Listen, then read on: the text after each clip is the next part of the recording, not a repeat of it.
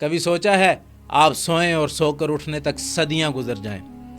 Science آج اسے hibernation اور سسپینڈڈ اینیمیشن کے ذریعے فقط تھیوری میں بیان کرتی ہے، مگر عملی طور پر قرآن نے آج سے 1450 برس پہلے اس معجزے کو عملی طور پر بیان کیا ہے۔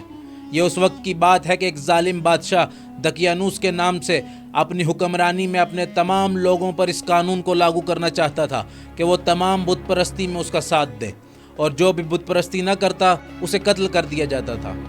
اس ظلم کے ماحول میں ایک گروہ ایسا تھا جو اللہ کی وحدانیت، اس کی ربوبیت کو دل و جان سے قبول کرتا تھا اور اپنے اس عقیدے پر ایمان کامل رکھتا تھا۔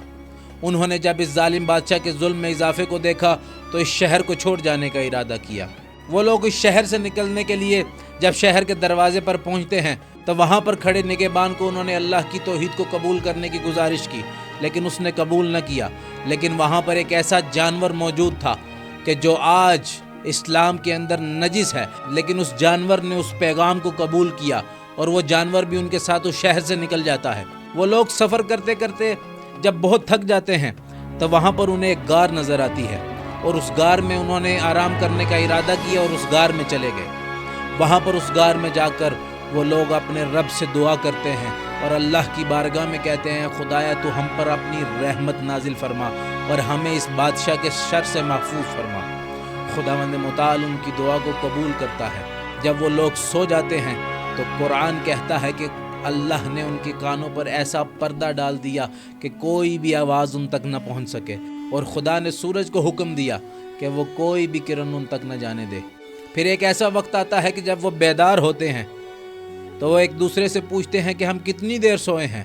کوئی کہتا ہے کہ ہم آدھا دن سوئے ہیں، کوئی کہتا ہے کہ ہم پورا دن سوئے ہیں، لیکن قرآن کہتا ہے کہ وہ لوگ 309 برس تک سوتے رہے۔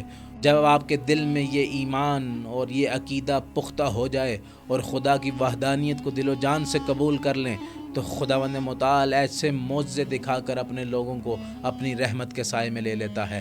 قرآن نے کہا کہ وہ 309 برس تک سوئے ہیں۔